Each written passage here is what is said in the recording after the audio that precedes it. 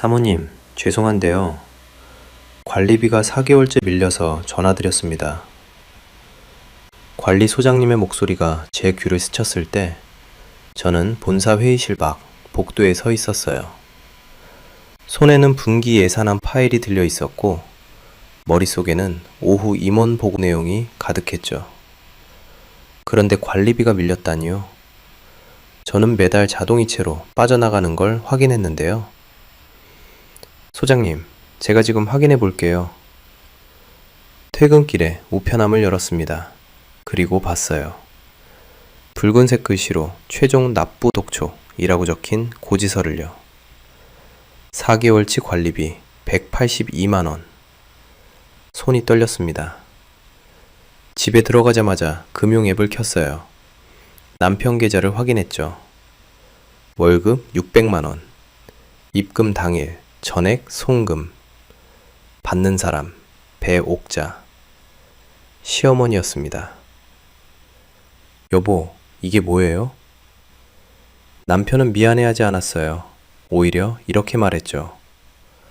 엄마, 식당 빚만 막으면 돼. 당신 적금 좀 깨줘. 그 순간 9년간 쌓아온 모든 게 무너졌습니다. 가족이라는 이름으로요. 여러분의 구독, 좋아요는 더 많은 사연을 만드는 힘이 됩니다. 안녕하세요. 저는 정다은입니다. 40살이고요. 대형 호텔그룹 재무관리팀 부장으로 일하고 있어요. 결혼한 지는 9년 됐습니다. 남편 임기준과는 맞선으로 만났고 서로 비슷한 직장인이라는 점에서 마음이 통했죠. 시어머니 배옥자 씨는 도봉구에서 작은 식당을 운영하셨고 저는 성실하게 사는 집안이라고 믿었어요. 결혼 초기에는 괜찮았습니다. 아니, 괜찮다고 생각했어요.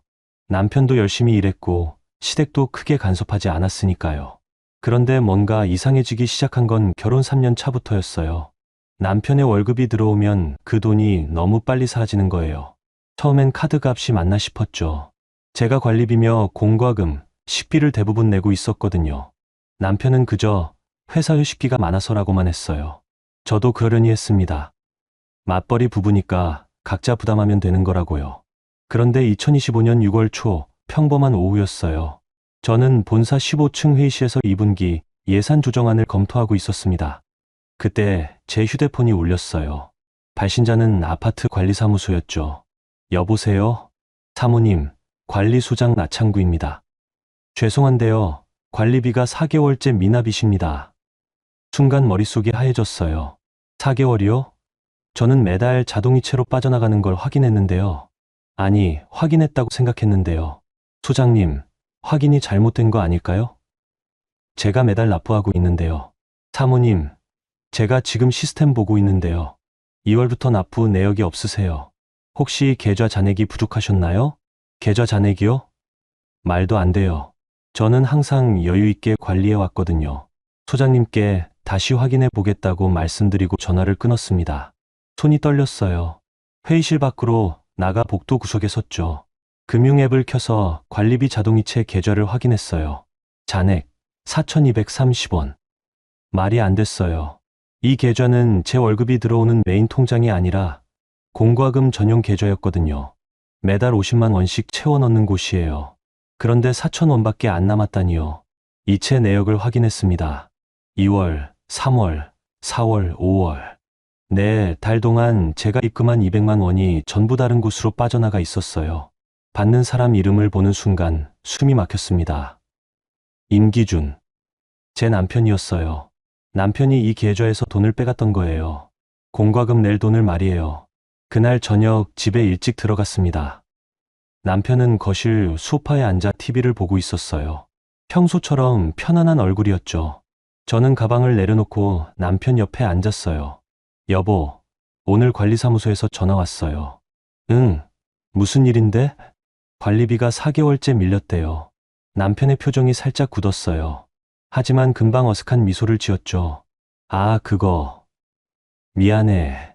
내가 깜빡했나 봐. 깜빡한 게 아니라 공과금 계좌에서 돈을 빼간 거잖아요. 남편은 한동안 말이 없었어요. 그러다 한숨을 크게 쉬더니 이렇게 말했습니다.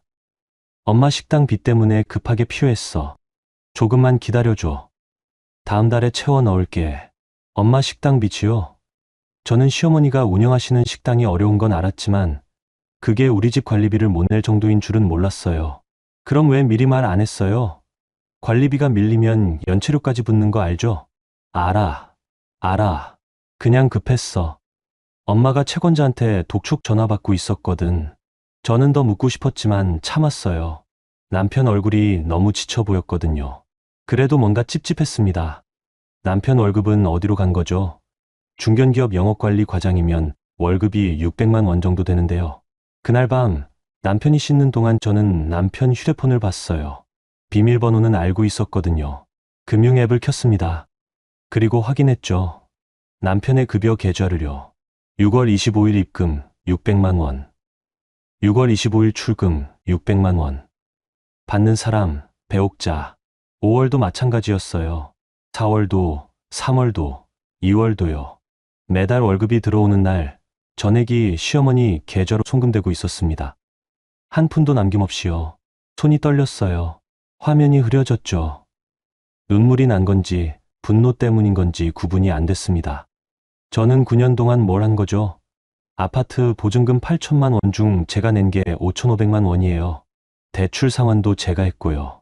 생활비, 공과금, 관리비, 인터넷비, 휴대폰비 전부 제 카드로 나갔어요. 남편 월급은 어디 쓰는 줄 알았냐고요? 저축하는 줄 알았어요. 우리 미래를 위해서요. 그런데 전부 시댁으로 가고 있었던 거예요. 다음 날 아침 저는 출근 준비를 하면서 남편에게 물었어요. 여보, 당신 월급 어디로 가는 거예요? 남편은 커피를 마시다 멈췄어요. 그리고 천천히 대답했죠. 엄마 식당 빚이랑 이번 제사 비용 때문에 보내고 있어. 조금만 참아줘. 빚만 정리하면 다시 모을게. 조금만이 얼마예요? 언제까지예요? 그게 아직 정확히는 모르겠어. 그럼 우리 생활비는요? 관리비는요? 남편은 난처한 표정을 지었어요. 그리고 이렇게 말했습니다. 당신 적금 좀 깨줘. 지금 200만 원만 있으면 엄마 독촉 전화가 끊긴대. 제발 부탁이야. 적금을 깨라고요? 제가 야근하고 주말 근무하면서 모은 돈을요? 시댁 빚 때문에요? 안 돼요. 제 목소리는 차가웠어요. 남편은 놀란 얼굴로 저를 봤죠. 여보, 우리 가족인데 이럴 거야? 가족이요? 가족이 이렇게 하나요? 더 이상 말하고 싶지 않았어요. 저는 가방을 들고 현관문을 열었습니다. 남편이 뒤에서 뭐라고 말했지만 듣지 않았어요. 엘리베이터에 올라타는 순간 눈물이 쏟아졌습니다. 회사에 도착해서도 정신이 없었어요. 회의실에 앉아 있었지만 상사가 무슨 말을 하는지 하나도 들리지 않았죠. 머릿속은 온통 숫자로 가득했어요. 9년간 제가 번 돈, 제가 낸 보증금, 제가 갚은 대출금, 제가 낸 생활비. 전부 합치면 얼마일까요? 2억은 넘을 거예요. 그런데 남편은 단 한 푼도 남기지 않고 시댁으로 보내고 있었던 거예요. 점심시간에 저는 우편함을 다시 확인하러 아파트로 갔어요. 붉은색 독촉장을 꺼내 들고 관리사무소로 갔습니다. 소장님은 난처한 얼굴로 저를 맞았어요. 사모님, 죄송합니다만 이번 주까지 납부 안 하시면 다음 단계로 넘어가요. 알겠습니다. 제가 오늘 중으로 납부할게요. 저는 제 개인 계좌에서 182만 원을 이체했습니다. 4개월치 관리비와 연체료까지요. 남편이 빼간 돈을 제가 메우는 거예요. 이게 가족인가요? 그날 저녁 집에 돌아왔을 때 남편은 없었어요. 거실 탁자 위에 붉은색 독촉장이 그대로 놓여 있었죠. 저는 그 고지서를 집어들고 결혼 반지를 내려다봤습니다. 9년 전 이 반지를 낄 때는 행복했어요. 그런데 지금은 이 반지가 족쇄처럼 느껴졌습니다. 휴대폰을 꺼내 메모장을 열었어요. 그리고 적기 시작했죠. 2025년 6월 7일 관리비 4개월 미납 확인. 임기준 월급 전액 시댁 송금 확인. 본인 적금 요구. 이건 기록이에요. 증거예요. 저는 더 이상 감정으로 대응하지 않기로 했습니다. 숫자로 말할 거예요. 9년간 제가 낸 돈을, 제가 지킨 집을, 제가 견딘 시간을 전부 숫자로 만들 거예요. 그리고 그 숫자로 제 삶을 되찾을 거예요. 그 주말 저는 집에서 카드 명세서를 정리하고 있었어요. 제 명의로 된 카드가 3장 있었는데 그 중 하나는 가족 카드였죠. 남편과 시어머니가 쓸 수 있게 만들어둔 카드였어요. 한 달에 한 번씩 명세서를 확인하긴 했지만 자세히 보진 않았어요. 대부분 마트나 주유소 결제니까요. 그런데 이번엔 달랐어요. 6월 명세서를 펼쳐보는데 금액이 평소보다 훨씬 컸습니다. 230만 원, 보통은 50만 원 정도인데요. 하나씩 확인해 봤어요. 마트 결제, 주유, 외식비는 익숙했죠. 그런데 중간쯤에 이상한 항목들이 보였습니다. 주방기기 38만 원, 제기 전문점 52만 원, 냉장 설비 95만 원. 주방기기요? 제기요? 냉장 설비요? 저희 집에 산 게 아니에요. 우리 집 냉장고는 멀쩡하거든요. 결제 장소를 확인했습니다. 전부 도봉구였어요. 시어머니 식당 근처였죠. 손이 떨렸어요. 가슴이 답답했고요. 시어머니가 제 카드로 식당 물건을 산 거예요. 허락도 없이요. 더 확인해 봤습니다. 5월 명세서, 4월 명세서도 꺼내 봤어요. 역시 비슷한 항목들이 있었습니다. 제수용품 34만 원, 식자재마트 28만 원, 주방용품 19만 원. 제수용품이요? 제사 음식 준비하는 거 전부 제 카드로 결제한 거예요. 몇 개월 동안이요. 저는 휴대폰을 들고 가족 단톡방을 열었어요. 우리 가족이라는 이름의 단톡방이었죠. 남편, 시어머니, 시누이 둘이 들어 있었어요. 최근 대화를 확인했습니다. 5월 28일, 배옥자, 기준아, 이번 제사 준비 다 됐어. 며느리 카드로 결제했으니까 괜찮지? 임기준, 네, 엄마. 괜찮아요. 배옥자 며느리가 호텔그룹 부장이면 이 정도는 해야지. 안 그래? 6월 3일. 시누이 막내, 언니, 오빠 월급 세다면서요? 부러워요. 저희는 애들 학원비에 허덕이는데. 배옥자, 그러게. 큰며느리가 번든 돈이 집안 살림에 보탬이 되니까 다행이지. 임기준 일금. 저는 화면을 보면서 숨이 막혔어요. 제 월급을 집안 공동돈처럼 말하고 있었어요. 제가 번 돈인데요. 제가 야근하고 주말 근무하면서 번 돈인데요. 시댁 식당비 갚는 데 쓰이고 제사 준비하는 데 쓰이고 그게 당연한 것처럼 얘기하고 있었던 거예요. 손가락이 떨렸지만 저는 스크롤을 더 올렸어요. 3월, 4월 대화도 비슷했습니다. 4월 10일. 배옥자, 요즘 식당 장사가 안 돼서 걱정이야. 기준이 월급이라도 보내주니까 겨우 버티는데. 시누이 큰딸, 엄마, 제가 도와드릴게요. 얼마 필요하세요? 배옥자, 아니야. 큰며느리한테 받으면 돼. 걔가 부장이잖아. 읽으면 읽을수록 화가 났어요. 아니, 화가 나는 게 아니라 서글펐어요. 저는 9년 동안 시댁에 잘 보이려고 명절 때마다 선물 챙기고 제사 음식도 정성껏 준비했어요. 시어머니 생신 때는 백화점 상품권도 드렸고요. 그런데 제가 시댁 사람들에게는 그냥 돈 벌어오는 며느리였던 거예요. 휴대폰이 울렸어요. 남편이었습니다. 저는 전화를 받지 않았어요. 대신 단톡방에 글을 하나 올렸죠. 가족카드는 마트나 주유 같은 생활비 용도로만 쓰기로 했었어요. 식당 물건이나 제수용품은 사전에 말씀해 주셔야죠. 몇 분 뒤 남편에게서 전화가 왔어요. 목소리가 급했습니다. 여보, 단톡방에 왜 그런 글 올려? 엄마가 기분 나빠하시잖아. 기분 나빠요? 전 지금 4개월치 관리비 밀린 고지서 보고 있는데요. 그건 미안하다고 했잖아. 근데 가족끼리 이렇게까지 할 거야? 가족이요? 가족이 허락도 없이 카드 쓰나요? 엄마가 급하셨대. 식당 냉장고가 고장나서 어쩔 수 없었어. 그럼 미리 말을 하든가요. 전 명세서 보고 알았어요. 남편은 한동안 말이 없었어요. 그러다 한숨을 쉬더니 이렇게 말했습니다. 알았어. 내가 엄마한테 말씀드릴게. 그러니까 단톡방에서 그 글 좀 지워줘. 제발. 안 지울 거예요. 여보, 이제 다 기록할 거예요. 당신이 보낸 돈도, 카드로 결제한 것도, 전부요. 전화를 끊었어요. 남편이 다시 전화했지만 받지 않았습니다. 대신 저는 단톡방 대화를 전부 캡처했어요. 스크린샷을 찍어서 제 이메일로 보냈죠. 그리고 가족카드 명세서도 PDF로 저장했습니다. 다음 날 아침 시어머니에게서 전화가 왔어요. 다은아, 어제 단톡방에 올린 거 뭐야? 어머님, 카드 결제 내역 확인했어요. 식당 물건들이요. 그게 뭐 어때서? 며느리가 시댁 도와주는 게 당연한 거 아니야? 당연한 게 아니에요. 제 카드예요. 에휴, 요즘 젊은 애들은 참. 가족끼리 그렇게 따지고 사나? 따지는 게 아니라 앞으로는 말씀 먼저 해주세요. 알았어, 알았어. 그럼 이번 달 제사 준비는 어쩌고? 제사요? 그건 집안 어른들이 준비하시는 거 아닌가요? 다은이 너도 며느리잖아. 돈 좀 보태야지. 어머님, 저 지금 관리비 4개월치 밀린 거 처리하느라 바빠요. 시어머니는 말문이 막힌 듯 잠시 침묵했어요. 그러다 짜증 섞인 목소리로 말했죠. 에이, 그래. 알았어. 전화가 끊겼습니다. 저는 통화 녹음 파일을 확인했어요. 자동 녹음 기능이 켜져 있었거든요. 이것도 저장했습니다. 그날 저녁 집에 돌아왔을 때 남편이 현관에서 기다리고 있었어요. 얼굴이 굳어 있었죠. 여보, 엄마한테 왜 그렇게 말했어? 엄마가 울고 계셔. 전 사실대로 말했을 뿐이에요. 사실이라고 해도 말을 좀 조심하지. 가족인데, 가족이면 남의 카드 무단으로 써도 되나요? 무단이 아니라 급해서 그랬대잖아. 급하면 말을 하든가요.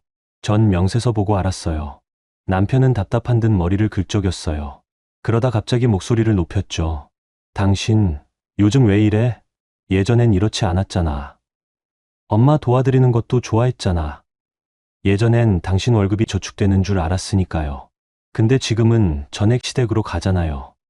그건 일시적인 거야. 빚만 정리하면 언제요? 1년 뒤요? 2년 뒤요? 10년 뒤요? 남편은 대답하지 못했어요. 저는 가방을 들고 안방으로 들어갔습니다. 문을 닫고 침대에 앉았어요. 휴대폰을 꺼내 단톡방을 다시 열었죠. 오늘 오후 5시. 배옥자 며느리가 요즘 이상해. 돈 문제로 따지고 들어. 신우이 큰딸 애휴, 오빠가 좀 잘 달래야죠. 배옥자, 그러게. 월급 많이 받는다고 건방져졌나 봐. 건방져요? 제가요? 저는 더 이상 읽지 않았어요. 대신 단톡방 알림을 끄고 대화 내용을 전부 백업했습니다. 언젠가 이 대화들이 필요할 거라는 걸 알았거든요. 가족이라는 이름 뒤에 숨어있던 진짜 얼굴들을 증명할 날이 올 거라는 거요. 그날 밤 저는 잠들지 못했어요. 천장을 보면서 생각했죠. 9년 동안 제가 지킨 건 뭘까요? 가족이요? 아니에요. 착취였어요. 제 돈으로 남의 빚을 갚고 제 카드로 남의 제사를 준비하고 그게 당연한 것처럼 받아들여지는 관계요. 저는 더 이상 참지 않기로 했어요. 감정으로 싸우지도 않을 거예요. 대신 모든 걸 기록하고 정리하고 증거로 만들 거예요. 숫자는 거짓말하지 않으니까요. 명세서도 이체 내역도 단톡방 대화도요. 이제 저는 며느리가 아니라 채권자예요. 6월 중순 회사 게시판에 공지가 하나 떴어요. 부산 센텀시티에 새로 짓는 호텔 리뉴얼 프로젝트 장기 파견 공고였죠. 재무관리팀에서 한 명을 뽑는다는 내용이었어요. 기간은 최소 6개월, 프로젝트 규모에 따라 1년까지 연장 가능하다고 했습니다. 보통 이런 장기 파견은 기피 대상이에요. 가족과 떨어져야 하고 낯선 환경에 적응해야 하니까요. 하지만 저는 달랐어요. 오히려 이게 기회처럼 느껴졌죠. 부산이요. 서울에서 300km 떨어진 곳이요. 시댁도 남편도 없는 곳이요. 저는 망설이지 않고 지원서를 작성했어요. 경력 사항, 프로젝트 경험, 지원 동기를 빠짐없이 적었죠. 특히 재무 리스크 관리 경험 10년이라는 문구를 강조했습니다. 제출 버튼을 누르는 순간 가슴이 두근거렸어요. 두려움이 아니라 기대 때문이었죠. 이틀 뒤 본사 임원 강은주 이사님에게서 연락이 왔어요. 다은 부장님, 면담 가능하신가요? 오늘 오후 4시에 15층 회의실로 와주세요. 네, 이사님. 알겠습니다. 오후 4시 저는 회의실 문을 열고 들어갔어요. 강은주 이사님은 날카로운 인상의 45세 여성이었죠. 프로젝트 총괄 임원이었고 실적과 능력으로만 평가하는 걸로 유명했어요. 앉으세요, 다은 부장님. 감사합니다. 이사님은 제 지원서를 보면서 말했어요. 부산 파견 왜 지원하셨어요? 솔직하게 말해주세요. 저는 잠시 망설였어요. 하지만 거짓말할 필요는 없었죠. 제 능력을 증명하고 싶습니다. 본사에서는 매일 비슷한 업무만 반복하는데 부산 프로젝트는 새로운 도전이 될 것 같아요. 가족 문제는 없고요? 상관없습니다. 이사님은 제 눈을 똑바로 보았어요. 그리고 고개를 끄덕였죠. 좋아요. 다은 부장님, 이 프로젝트는 예산 누수와 계약 리스크를 잡아내는 게 핵심이에요. 실수하면 회사가 수십억 날립니다. 할 수 있겠어요? 할 수 있습니다. 그럼 내일부터 준비하세요. 다음 주 월요일에 부산으로 출발합니다. 면담은 10분도 안 걸렸어요. 저는 회의실을 나오면서 깊게 숨을 들이마셨습니다. 됐어요. 이제 시작이에요. 그날 저녁 집으로 돌아와 서재 문을 닫았어요. 책상 위에 서류 파일을 꺼내놓고 하나씩 정리하기 시작했죠. 아파트 매매 계약서, 보증금, 이체 내역, 대출 상환 증빙, 공과금 납부 의 기록, 카드 명세서, 남편 월급 송금 내역, 가족 단톡방 캡처, 관리비 미납 고지서요. 9년간의 모든 기록이었어요. 보증금 8천만 원 중 제가 낸 돈은 5,500만 원이었어요. 남편이 낸 건 2,500만 원이었죠. 대출 원금 3천만 원은 전부 제 통장에서 빠져나갔고요. 생활비는 매달 평균 180만 원이었는데 그중 제가 낸 게 150만 원이었어요. 남편은 한 달에 30만 원 정도만 냈고 그마저도 작년부터는 한 푼도 안 냈습니다. 숫자로 보니 더 명확했어요. 저는 9년 동안 혼자 이 집을 지탱해 온 거예요. 밤 11시쯤 남편이 퇴근했어요. 거실로 나가니 남편이 소파에 앉아 TV를 보고 있었죠. 여보, 나 다음 주에 부산 간다. 남편은 리모컨을 내려놓고 저를 봤어요. 부산, 무슨 소리야? 회사 프로젝트 파견이야. 6개월에서 1년 정도 갈 것 같아. 잠깐, 그게 무슨 말이야? 갑자기 부산을?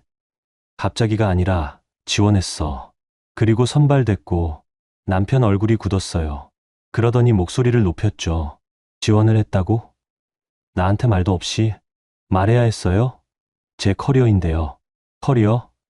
지금 우리 집안 일도 제대로 안 돌아가는데 부산을 간다고? 집안일이요? 관리비 밀린 건 말하는 거예요? 남편은 말문이 막힌 듯 입을 다물었어요. 저는 차분하게 말했죠. 저 부산 가면 당신이 알아서 해야 할 거예요. 공과금도, 관리비도, 식비도요. 그럼 엄마 재산은 누가 챙겨? 내가 혼자 다 해? 재산은 시댁 어른들이 챙기는 거 아닌가요? 당신도 며느리잖아. 전 이제 며느리 역할 못 해요. 부산에 있을 테니까요. 남편은 황당하다는 표정을 지었어요. 그러다 갑자기 손으로 얼굴을 감쌌죠. 여보, 제발, 이러지 마. 내가 잘못했어. 엄마한테도 말할게. 카드도 안 쓰라고 할게. 그러니까 부산은 가지 마. 이미 결정된 일이에요. 여보, 더 이상 대화하고 싶지 않았어요. 저는 안방으로 들어가 문을 잠갔습니다. 남편이 문 밖에서 뭐라고 말했지만 듣지 않았어요. 대신 캐리어를 꺼내 짐을 싸기 시작했죠. 옷, 세면도구, 노트북, 업무 서류, 그리고 서재에서 정리해 둔 파일 뭉치요. 계약서, 이체 내역, 명세서, 녹취 파일, 단톡방 캡처본이요. 이 파일들은 제 무기였어요. 새벽 2시쯤 남편이 문을 두드렸어요. 여보, 문 좀 열어줘. 얘기 좀 하자. 제발, 부탁이야. 저는 대답하지 않았어요. 대신 캐리어 지퍼를 잠그고 침대에 누웠죠. 천장을 보면서 생각했어요. 이제 정말 끝이 가까워지고 있다는 거요. 다음 날 아침, 저는 일찍 일어나 출근 준비를 했어요. 남편은 소파에서 잔 모양이었죠. 얼굴이 퉁퉁 부어 있었어요. 저는 조용히 현관문을 열고 나갔습니다. 회사에 도착해서 파견 준비 서류를 제출했어요. 부산 숙소 배정, 업무 인수인계, 출장비 정산 계좌 등록까지 전부 마쳤죠. 그리고 점심시간에 한 사람에게 연락했습니다. 대학 동기 문혜진이었어요. 혜진이는 지금 이혼 전문 변호사로 일하고 있었거든요. 혜진아, 나야. 시간 있어? 다은아. 무슨 일이야? 상담 좀 받고 싶어. 상담 무슨? 이혼이야. 전화 너머로 혜진이가 숨을 들이마시는 소리가 들렸어요. 지금 어디야? 당장 만나자. 다음 날 저는 혜진이를 만났어요. 강남에 있는 법무법인 사무실이었죠. 혜진이는 저를 보자마자 손을 꽉 잡았어요. 다은아, 괜찮아? 응, 괜찮아. 무슨 일 있었어? 저는 준비해 간 파일을 책상 위에 펼쳤어요. 계약서, 이체 내역, 카드 명세서, 단톡방 캡처, 녹취 파일이요. 혜진이는 하나씩 확인하면서 표정이 굳어갔어요. 다은아, 이게 9년 동안 계속됐다고? 응. 남편 월급이 전액 시댁으로? 응. 그리고 카드도 무단으로 썼어. 혜진이는 파일을 다시 보면서 한숨을 쉬었어요. 다은아, 이건 명백한 경제적 방임이야. 그리고 가족카드 부당 사용도 문제가 될 수 있어. 그럼 어떻게 해야 해? 일단 증거를 더 확보해야 해. 그리고 조정 신청을 준비하자. 이혼은 법원에서 결정할 일이니까. 저는 고개를 끄덕였어요. 혜진이는 제 손을 잡으면서 말했죠. 다은아, 너 혼자 아니야. 내가 도와줄게. 그날 저녁 저는 부산행 KTX 표를 예매했어요. 다음 주 월요일 아침 7시 출발이었죠. 이제 진짜로 떠나는 거예요. 서울을, 남편을, 시댁을, 그리고 9년간의 착취를요. 캐리어를 보면서 생각했어요. 저는 도망가는 게 아니에요. 싸우러 가는 거예요. 부산에서 제 능력을 증명하고 서울에서는 법으로 제 몫을 찾을 거예요. 이제 시작입니다. 월요일 새벽 5시 알람이 울렸어요. 저는 침대에서 일어나 조용히 옷을 갈아입었습니다. 남편은 옆에서 자고 있었죠. 어젯밤에도 부산 가지 말라고 설득했지만 저는 대답하지 않았어요. 세면을 마치고 캐리어를 현관으로 끌고 나왔어요. 가방 안에는 업무 서류와 귀중품, 그리고 법무법인에 제출할 계약서 원본이 들어 있었죠. 신발을 신으면서 거실을 한번 둘러봤어요. 9년 동안 살았던 집이었지만 이제 이곳은 제 집이 아니었어요. 현관문을 열고 나갔습니다. 복도는 고요했어요. 엘리베이터를 타고 2층으로 내려가는 동안 제 가슴은 무거웠지만 동시에 가벼웠어요. 무거운 건 9년간의 기억 때문이었고 가벼운 건 이제 그 무게를 내려놓기 시작했기 때문이었죠. 택시를 타고 서울역으로 향했어요. 차 안에서 저는 휴대폰을 꺼내 금융앱을 열었습니다. 그리고 하나씩 작업을 시작했죠. 먼저 가족카드 사용 정지 신청을 했어요. 남편과 시어머니가 쓰던 카드였죠. 클릭 한 번에 카드가 정지됐어요. 다음은 하이패스였어요. 제 명의로 된 하이패스 역시 사용 정지했습니다. 그리고 간편결제 서비스에 등록된 남편 휴대폰 번호를 삭제했어요. 마지막으로 주유 카드와 온라인 쇼핑몰 결제 수단까지 전부 정리했죠. 10분 만에 끝났어요. 남편이 그동안 누리던 모든 결제 수단이 사라진 거예요. 서울역에 도착해서 KTX에 올랐어요. 좌석에 앉자마자 휴대폰이 울리기 시작했습니다. 남편이었어요. 하지만 저는 받지 않았죠. 대신 비행기 모드로 전환하고 창밖을 봤어요. 열차가 출발했어요. 서울이 점점 멀어졌죠. 그 시각 도봉구 아파트에서는 남편이 잠에서 깨어났을 거예요. 옆자리가 비어있다는 걸 알아차렸겠죠. 거실로 나와 제 신발이 없다는 걸 확인했을 거고요. 그리고 출근 준비를 시작했을 거예요. 남편은 편의점에 들렀을 거예요. 출근길에 항상 들르는 곳이었거든요. 커피 한 잔과 삼각김밥을 집어들고 카운터로 갔을 거죠. 카드를 꺼내 단말기에 대는 순간 거래가 승인되지 않았습니다라는 메시지가 떴을 거예요. 남편은 당황했을 거예요. 다른 카드를 꺼내 다시 시도했겠죠. 하지만 역시 거절됐을 거예요. 제 명의 카드는 전부 정지됐으니까요. 남편은 자기 체크카드를 꺼냈을 거예요. 그런데 잔액이 부족했을 거죠. 월급이 전액 시댁으로 송금됐으니까요. 결국 남편은 커피와 김밥을 내려놓고 민망한 얼굴로 편의점을 나왔을 거예요. 회사에 도착해서도 문제는 계속됐을 거예요. 주차장에서 출차하려는데 하이패스가 작동하지 않았을 거거든요. 경비원이 창문을 두드리며 카드가 안 되는데요 라고 말했을 거예요. 남편은 황급히 현금을 찾으려 했겠지만 지갑에는 10,000원짜리 한 장밖에 없었을 거예요. 죄송한데 동료한테 좀 빌려야겠어요. 남편은 회사 동료에게 전화를 걸어 주차비를 빌렸을 거예요. 얼마나 창피했을까요? 영업관리 과장이 주차비 3,000원을 동료에게 빌리다니요. 점심시간이 되었을 거예요. 남편은 동료들과 식당에 갔겠죠. 식사를 마치고 계산할 때 또다시 카드가 거절됐을 거예요. 남편은 얼굴이 빨개진 채로 제가 지갑을 안 가져왔네요 라고 둘러댔을 거고 동료가 대신 계산했을 거예요. 오후 3시쯤 남편은 제게 전화를 걸었을 거예요. 하지만 제 휴대폰은 비행기 모드였죠. 연결되지 않았을 거예요. 남편은 문자를 보냈을 거예요. 여보, 카드가 다 안 돼. 무슨 일이야? 전화 좀 받아줘. 제발 부탁이야. 하지만 저는 부산행 열차 안에서 그 문자들을 보지 못했어요. 아니, 보지 않았어요. 부산에 도착한 건 오전 10시 반쯤이었어요. 센텀시티역에서 내려 프로젝트 현장으로 향했죠. 새로 짓는 호텔 건물은 웅장했어요. 유리와 철근으로 이루어진 외관이 햇빛에 반짝였죠. 저는 현장 사무실로 들어가 강은주 이사님께 인사를 드렸어요. 다은 부장님, 잘 오셨어요. 짐은 숙소에 풀고 오셨죠? 아직이요. 바로 왔습니다. 그럼 오늘은 현장 파악부터 하세요. 내일부터 본격적으로 시작할게요. 감사합니다, 이사님. 저는 현장을 둘러보면서 예산 자료와 계약서를 검토했어요. 몇 가지 수상한 항목들이 눈에 들어왔죠. 자재 구매 단가가 시세보다 높았고 일부 하청업체 계약 내용이 불명확했어요. 이게 제가 잡아내야 할 누수였어요. 오후 5시 저는 회사에서 배정해준 숙소로 갔어요. 센텀시티 인근 오피스텔이었죠. 깨끗하고 조용했어요. 캐리어를 풀고 침대에 앉았습니다. 그제야 휴대폰을 비행기 모드에서 해제했어요.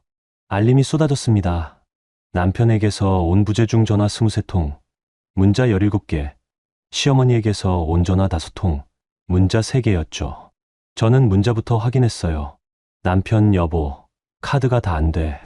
무슨 일이야? 남편, 전화 좀 받아줘. 나 지금 회사에서 점심값도 못 냈어. 남편, 제발 대답 좀 해줘. 나 어떻게 하라고? 남편, 당신 진짜 이러는 거야? 연락해. 시어머니, 다은아, 기준이가 카드가 안 된대. 뭐 한 거야? 시어머니, 며느리가 이렇게 남편 낭신 줘도 되는 거야? 시어머니, 당장 전화해. 저는 문자를 읽으면서 아무 감정도 느끼지 못했어요.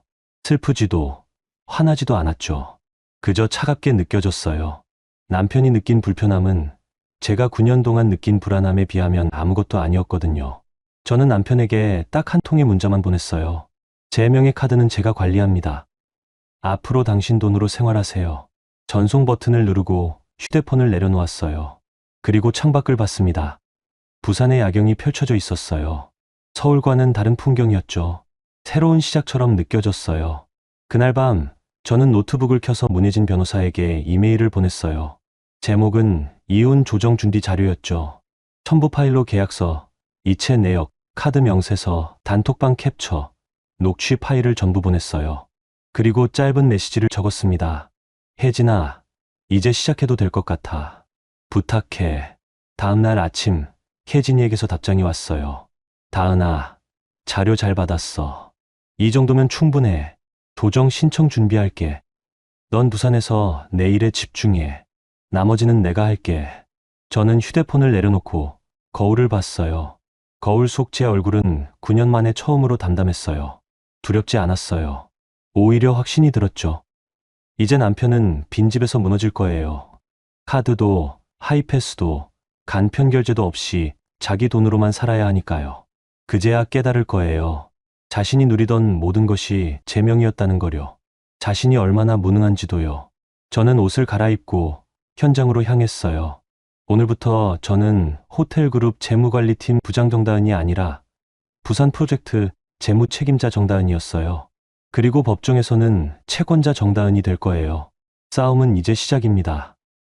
부산에서의 첫 주가 지나갔어요. 저는 프로젝트 예산안을 검토하면서 몇 가지 이상한 점들을 발견했죠. 자재 구매 계약서에 명시된 단가가 시중가보다 15% 높았고 일부 하청업체는 실적이 전혀 없는 유령회사였어요. 누군가 중간에서 빼먹고 있었던 거죠. 저는 강은주 이사님께 보고서를 올렸어요. 이사님은 자료를 검토하시더니 고개를 끄덕였습니다. 역시 다은 부장님을 보낸 게 정답이었네요. 이건 바로 계약 재검토 들어가세요. 감사합니다, 이사님. 저는 처음으로 제 능력을 온전히 인정받는 기분이 들었어요. 서울 본사에서는 항상 결혼했으니 육아 준비해야지.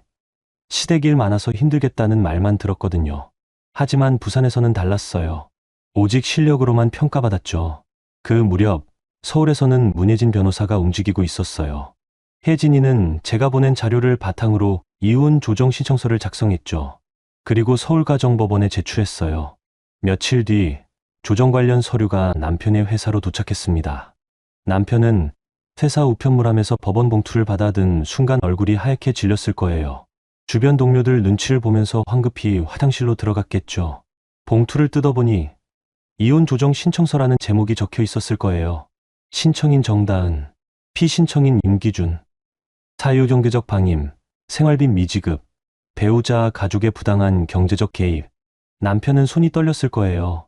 화장실 변기 뚜껑을 닫고 앉아 서류를 다시 읽었겠죠. 첨부 자료 목록에는 월급, 전액 송금 내역, 가족카드 부당 사용 내역, 관리비 미납 증빙, 가족 단톡방 대화 캡처가 적혀 있었을 거예요. 남편은 그 자리에서 제게 전화를 걸었을 거예요. 하지만 저는 받지 않았죠. 대신 회사 사무실에서 예산 누수 보고서를 작성하고 있었어요. 남편은 퇴근하자마자 도봉구 시댁으로 달려갔을 거예요. 식당 셔터는 반쯤 내려와 있었고 안은 어둑했겠죠. 시어머니는 안쪽 주방에서 설거지를 하고 있었을 거예요. 엄마. 남편이 급하게 부르자 시어머니는 고개를 돌렸을 거예요. 왜 그래? 기준아? 무슨 일이야? 다은이가 이혼 조정 신청했어요. 시어머니는 손에 들고 있던 그릇을 싱크대에 내려놓았을 거예요. 뭐? 이혼? 네. 법원에서 서류 왔어요. 경제적 방임이랑 가족카드 부당 사용 때문에요. 가족카드. 그게 뭐가 문제야? 며느리가 시댁 도와주는 게 당연한 거 아니야? 엄마, 지금 그게 중요한 게 아니에요. 다은이가 진짜로 이혼하려고 해요. 시어머니는 팔짱을 끼고 남편을 봤을 거예요. 그럼 네가 잘 달래야지. 남자가 집안 하나 못 챙기냐? 엄마, 제가 어떻게 달래요? 제 월급은 전부 엄마 계좌로 갔잖아요. 그건 내가 급해서 그랬지. 식당 빚 때문에 어쩔 수 없었어. 그럼 이제 어떡해요? 법원에서 조정하라는데요. 시어머니는 한동안 말이 없었어요. 그러다 한숨을 쉬더니 이렇게 말했죠. 내가 받은 건 네가 준 용돈이야. 며느리가 준 게 아니라고. 그러니까 나한텐 책임 없어. 엄마, 그게 무슨 소리예요? 그러니까 네가 알아서 해결해. 내 문제잖아. 남편은 말문이 막혔을 거예요. 자기가 지키려던 어머니가 자신을 버린 거였죠. 남편은 식당 밖으로 나와 차에 올라탔을 거예요. 핸들을 잡고 한동안 멍하니 앉아 있었겠죠. 그날 밤 남편은 제게 문자를 보냈어요. 여보, 제발 얘기 좀 하자. 이혼은 너무 심한 거 아니야? 내가 잘못했어. 진심이야. 다시 시작하자. 엄마한테도 말할게. 카드 안 쓰라고 할게. 제발 부탁이야. 하지만 저는 답하지 않았어요. 대신 부산 숙소에서 노트북을 켜고 프로젝트 보고서를 작성하고 있었죠. 예산 누수를 잡아낸 덕분에 회사는 3억 원을 절약할 수 있었어요. 강은주 이사님은 본사에 보고하면서 제 이름을 언급했고요. 다음 날 문혜진 변호사에게서 전화가 왔어요. 다은아, 조정 신청서 접수됐어. 다음 달 초에 첫 조정 기일이 잡혔어. 고마워. 혜진아. 근데 남편 측에서 연락 왔더라. 합의하고 싶다고. 합의는 없어. 조정실에서 보자고 해. 알았어. 그럼 우리도 준비 단단히 하자. 회계법인에 자료 분석 맡겼어. 9년간 네가 기여한 금액이랑 남편이 시댁에 보낸 금액 전부 표로 만들 거야. 그래, 부탁해. 전화를 끊고 저는 창밖을 봤어요. 부산 바다가 보였죠. 파도가 밀려왔다. 밀려가는 걸 보면서 생각했어요. 저도 저 파도처럼 밀려났다가 이제 다시 밀려가는 중이라고요. 하지만 이번엔 제가 원하는 방향으로요. 그 주말 남편은 또다시 시댁으로 갔을 거예요. 이번엔 시누이들도 모여 있었을 거죠. 남편은 가족들 앞에서 법원 서류를 펼쳐놓고 말했을 거예요. 다은이가 이혼 조정 신청했어요. 엄마 때문이래요. 시누이 큰딸이 서류를 들여다봤을 거예요. 오빠, 이거 심각한데 가족카드 부당 사용이랑 생활비 미지급이 다 증거로 첨부돼 있어. 그래서 제가 어떡하라고요. 시누이 막내가 시어머니를 봤을 거예요. 엄마, 정말 형님 카드로 식당 물건 샀어요? 시어머니는 불편한 표정을 지었을 거예요. 급해서 그랬지. 식당 냉장고가 고장났는데 어쩌라고. 그래도 허락은 받고 써야죠. 허락. 며느리가 시댁 도와주는 게 당연한 거 아니야? 시누이들은 서로 얼굴을 마주 봤을 거예요. 말은 안 했지만 표정으로 알 수 있었겠죠. 이건 엄마가 잘못하신 거야 라고요. 남편은 머리를 감싸 쥐었을 거예요. 이제 어떡하죠? 다은이는 답도 안 해요. 시어머니는 짜증스럽게 말했을 거예요. 그럼 네가 부산 가서 빌어. 남자가 굽신거리는 게 뭐가 어때서. 엄마, 다은이는 이미 마음 정한 것 같아요. 에이, 그래도 부부인데. 9년 살았잖아. 9년 동안 제 월급 전부 엄마가 가져갔잖아요. 남편이 처음으로 목소리를 높였을 거예요. 시어머니는 놀란 표정을 지었겠죠. 뭐, 네가 지금 엄마한테 화내는 거야? 아니, 그게 아니라. 에휴, 이것들이. 내가 너희 키우느라 얼마나 고생했는데. 시어머니는 자리에서 일어나 안쪽으로 들어가 버렸을 거예요. 남편은 식탁에 머리를 박고 앉아 있었겠죠. 시누이들도 더 이상 말하지 않았을 거예요.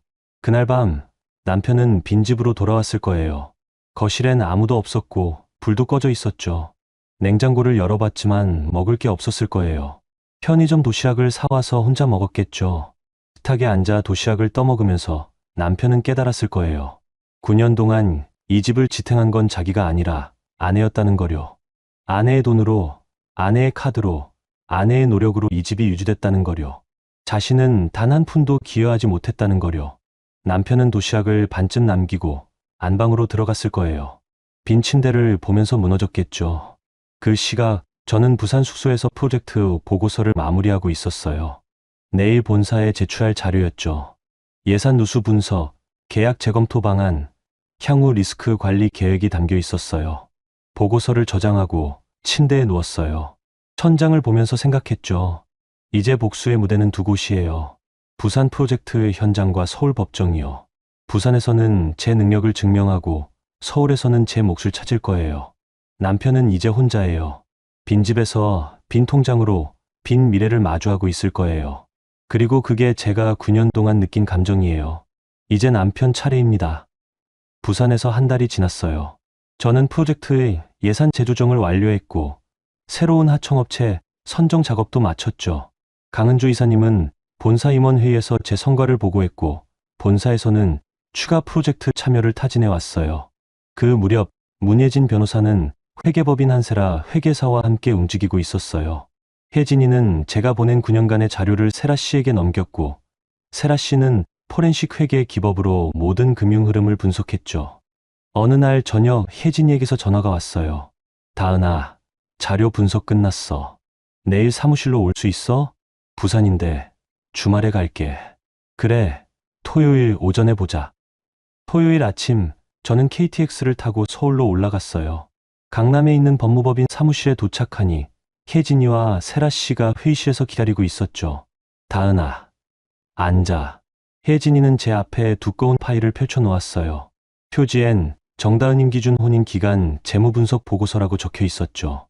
세라 씨가 파일을 넘기면서 설명하기 시작했어요. 다은 부장님, 이 표를 보세요. 2016년 결혼부터 2025년 현재까지 부장님과 남편분의 소득과 지출을 전부 정리했어요. 표에는 숫자들이 빼곡히 적혀 있었어요. 정다은 총소득 5억 4,200만 원, 임기준 총소득 4억 9,800만 원, 정다은 가계 기여액 4억 8,500만 원, 임기준 가계 기여액 3,200만 원, 임기준 시댁 송금액 4억 6천만 원. 저는 숫자를 보면서 숨이 막혔어요. 남편은 9년 동안 번 돈의 92%를 시댁으로 보냈던 거예요. 그리고 집에는 단 3,200만 원만 기여했죠. 세라 씨가 계속 설명했어요. 아파트 보증금 8천만 원 중 부장님이 5,500만 원, 남편분이 2,500만 원 내셨어요. 대출 원금 3천만 원은 전부 부장님 통장에서 나갔고요. 생활비는 9년간 평균 월 180만 원인데 그중 부장님이 150만 원, 남편분이 30만 원 부담하셨어요. 그마저도 2023년부터는 0원입니다. 그리고 가족카드 부당 사용 내역이에요. 2023년부터 2025년까지 시어머니분이 사용한 금액이 총 890만 원입니다.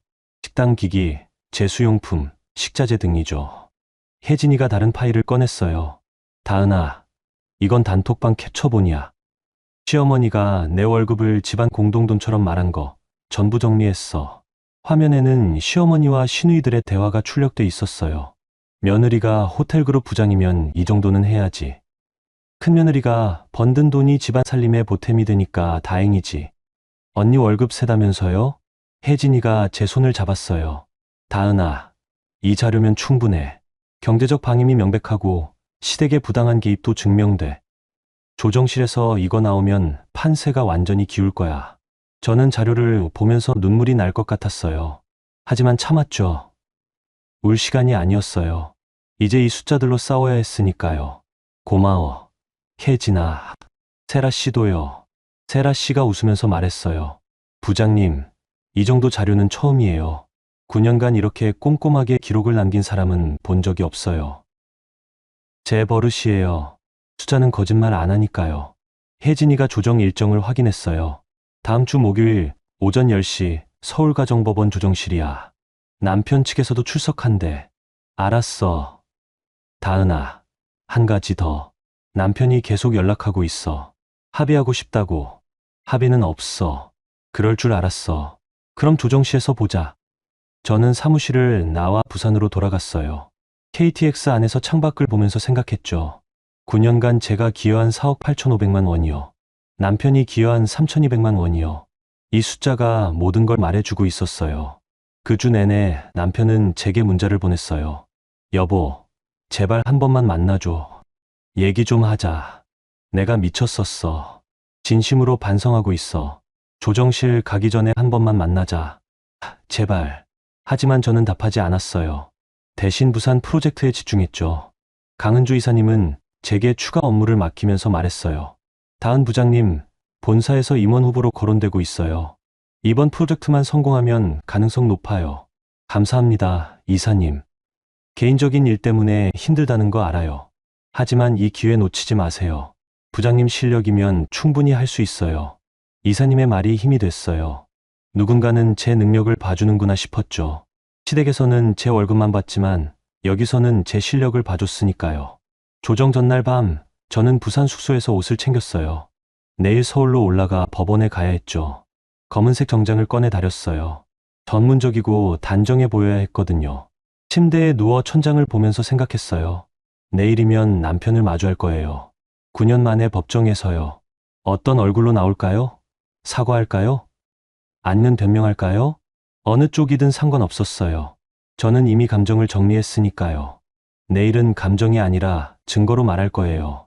9년간의 이체 내역으로, 카드 사용 내역으로, 단톡방 캡처로요. 휴대폰을 확인하니 남편에게서 또 문자가 와 있었어요.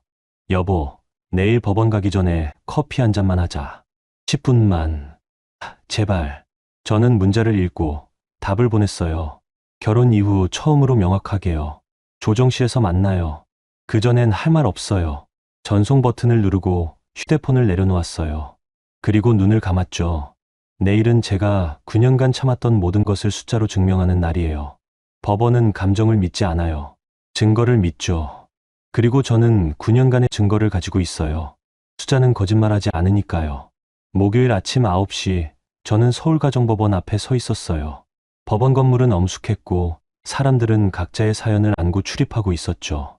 저도 그 중 한 명이었어요. 문혜진 변호사가 현관 앞에서 저를 기다리고 있었어요. 다은아, 잘 잤어? 응, 괜찮아. 긴장돼? 아니. 오히려 차분해. 혜진이는 제 얼굴을 보면서 고개를 끄덕였어요. 좋아. 그 표정 유지해. 조정실에서는 감정 빼고 사실만 말하면 돼. 3층 조정실로 올라갔어요. 복도에는 몇 쌍의 부부들이 서 있었죠. 모두 비슷한 표정이었어요. 지쳤지만 동시에 결연한 얼굴들이요. 조정실 앞 대기 의자에 앉았을 때 복도 저쪽에서 익숙한 실루엣이 보였어요. 남편이었죠. 그리고 그 옆엔 시어머니도 함께 있었어요. 남편은 저를 보자마자 다가오려 했어요. 하지만 혜진이가 손을 들어 막았죠. 임기준 씨, 조정실 안에서 이야기하시죠. 남편은 멈칫했어요. 그리고 저를 보면서 말했죠. 여보, 제발. 저는 대답하지 않았어요. 그저 남편을 똑바로 봤을 뿐이에요. 9년간 함께 산 사람이었지만 이제는 낯선 사람처럼 느껴졌어요.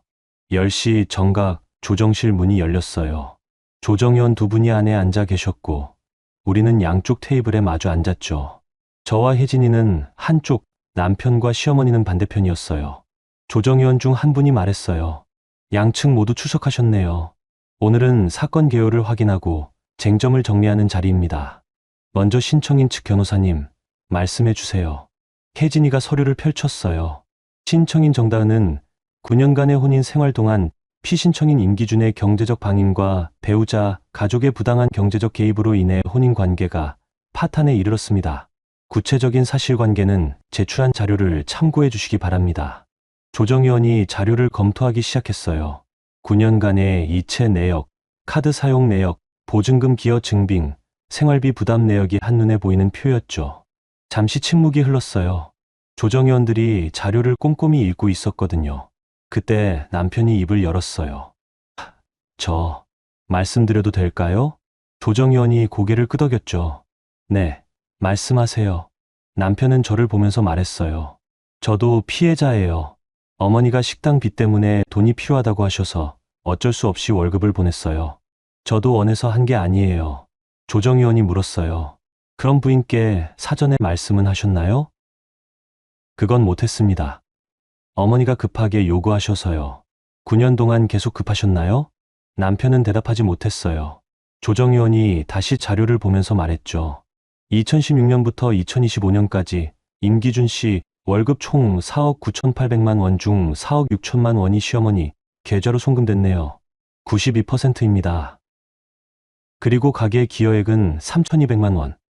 9년간 월 평균 29만 원이네요. 숫자가 조정실에 울려 퍼졌어요. 남편은 고개를 숙였죠. 그때 시어머니가 끼어들었어요. 이 의원님, 제가 말씀드려도 될까요? 네, 말씀하세요. 며느리가 호텔그룹 부장이잖아요. 돈 많이 버는데 시댁 도와주는 게 당연한 거 아닌가요? 조정위원이 시어머니를 봤어요. 시어머님, 며느리분 소득이 많다고 해서 남편분이 생활비를 안 내도 된다는 법은 없습니다. 그래도 집안 어른이 어려우면 도와줘야죠. 도와주는 것과 일방적으로 빼앗는 것은 다릅니다. 시어머니는 말문이 막힌 듯 입을 다물었어요. 조정위원이 다른 자료를 꺼냈죠. 그리고 이건 가족 단톡방 대화 내용인데요. 시어머님께서 며느리 월급도 집안 돈이라고 말씀하신 게 여러 차례 확인됩니다. 그건 그냥 한 말이에요. 그냥 한 말이 아니라 실제로 그렇게 행동하셨잖아요. 가족 카드로 식당 냉장고, 제기, 제수용품까지 구매하셨네요. 총 890만 원입니다. 시어머니 얼굴이 붉어졌어요. 그건 급해서 그랬어요. 며느리한테 나중에 말하려고 했는데. 나중에 말할 거면 왜 단톡방에 며느리 카드로 결제했으니까 괜찮지라고 쓰신 겁니까? 시어머니는 대답하지 못했어요. 조정위원이 혜진이를 봤죠. 변호사님, 추가 자료 있으신가요? 혜진이가 녹취 파일을 재생했어요. 남편이 제게 적금을 깨라고 요구하던 통화 내용이었죠. 당신 적금 좀 깨줘. 지금 200만 원만 있으면 엄마 독촉 전화가 끊긴대. 안 돼요. 여보, 우리 가족인데 이럴 거야? 녹음이 끝나자 조정실은 조용해졌어요. 조정위원이 남편을 봤죠. 임기준 씨, 부인이 번 돈을 당신 어머니 빚 갚는데 쓰라고 요구하신 겁니까? 그때는 정말 급했어요. 그럼 지금은요? 지금은 후회하고 있습니다. 조정위원이 자료를 정리하면서 말했어요.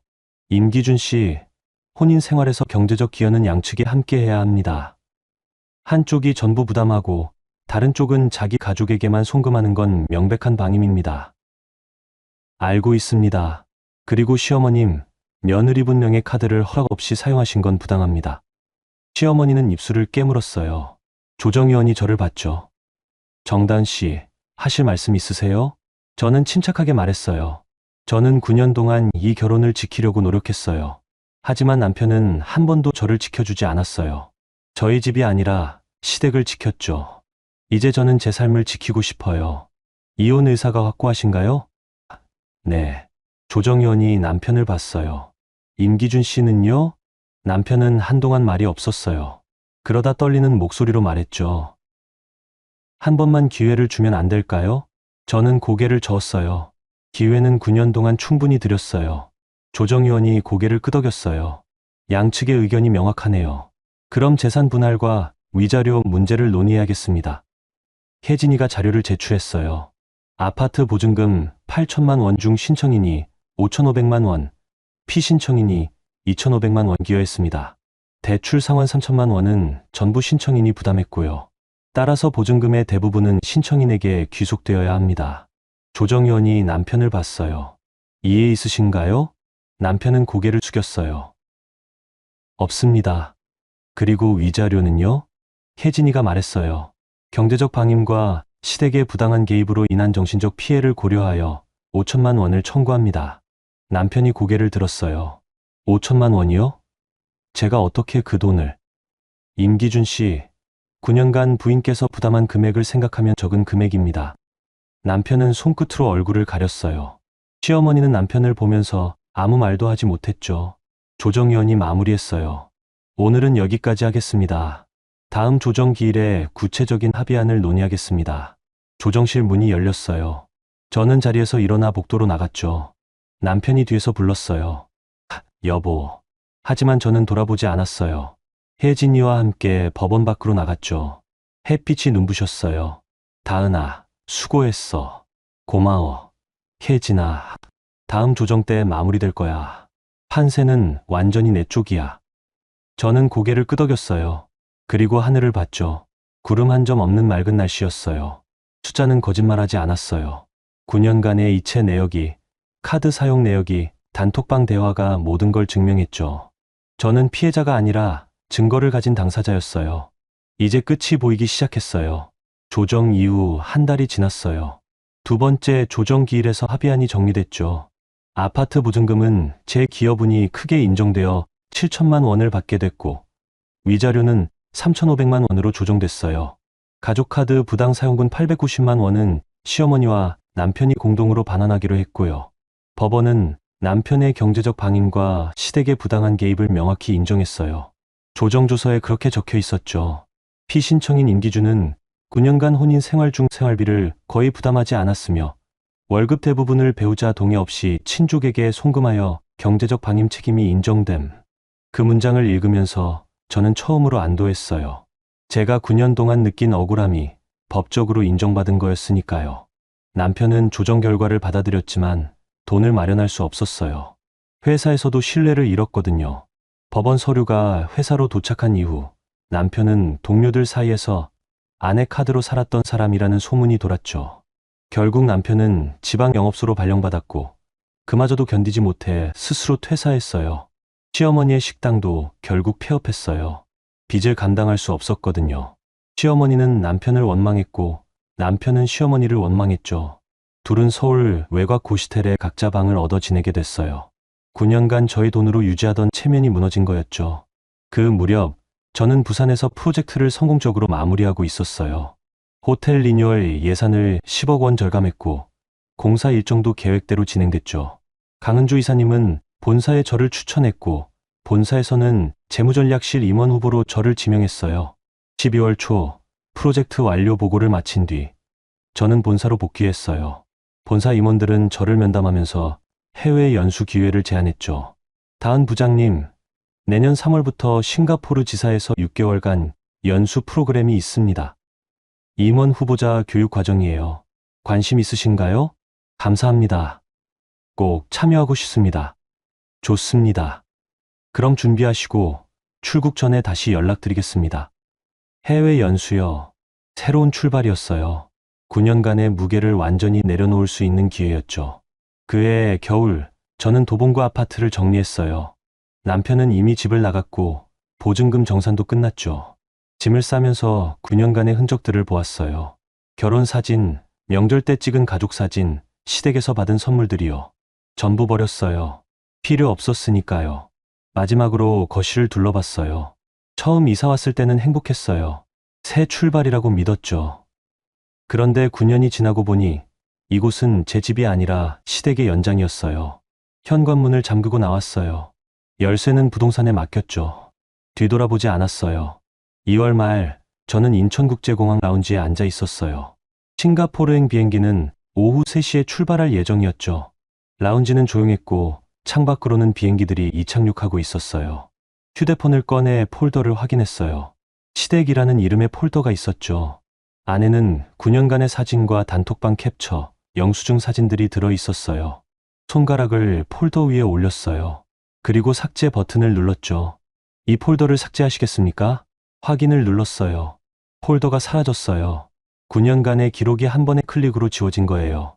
그 다음은 가족 단톡방이었어요. 우리 가족이라는 이름의 방이요. 나가기 버튼을 눌렀죠. 대화방을 나가시겠습니까? 나가면 대화 내용이 모두 삭제됩니다. 확인을 눌렀어요. 단톡방이 사라졌어요. 휴대폰 화면은 깨끗해졌어요. 시댁 관련 폴더도 단톡방도 연락처도 전부 없었죠. 그때 방송이 나왔어요. 싱가포르행 SQ605편 승객 여러분께 탑승 안내 말씀드립니다. 저는 가방을 들고 게이트로 향했어요. 탑승구를 지나 비행기에 올랐죠. 좌석에 앉아 안전벨트를 맸어요. 창밖으로 활주로가 보였어요. 비행기가 이륙했어요. 서울이 점점 작아졌죠. 구름 위로 올라가자 아래는 보이지 않았어요. 저는 눈을 감았어요. 그리고 생각했죠. 제가 지킨 건 돈이 아니었어요. 제 삶이었어요. 9년 동안 빼앗겼던 제 인생이요. 남편은 지금 어디서 뭘 하고 있을까요? 시어머니는요? 상관없었어요. 그들의 삶은 이제 제 삶과 무관했으니까요. 비행기는 계속 날아갔어요. 새로운 나라로, 새로운 시작으로요. 저는 가방에서 노트북을 꺼냈어요. 싱가포르 연수 자료를 다시 확인하기 시작했죠. 6개월 후면 저는 본사 재무전략실 임원이 될 거예요. 그리고 그건 제 능력으로 얻은 자리일 거예요. 누군가의 며느리가 아니라 정다은으로요. 휴대폰을 다시 켰어요. 새 메시지가 하나 와 있었죠. 문혜진이었어요. 다은아, 잘 도착하면 연락해. 너 정말 자랑스러워. 저는 답장을 보냈어요. 고마워. 혜진아, 나 이제 괜찮아. 정말로. 그리고 휴대폰을 내려놓았어요. 창밖을 봤죠. 구름 위는 눈부시게 밝았어요. 9년 만에 처음으로 저는 자유로웠어요. 돈이 아니라 삶을 되찾았으니까요. 그리고 그게 진짜 복수였어요. 숫자는 거짓말하지 않았어요. 제가 낸 돈도, 제가 견딘 시간도, 제가 되찾은 인생도요. 이제 저는 제 이름으로 살아갈 거예요. 정다은으로요.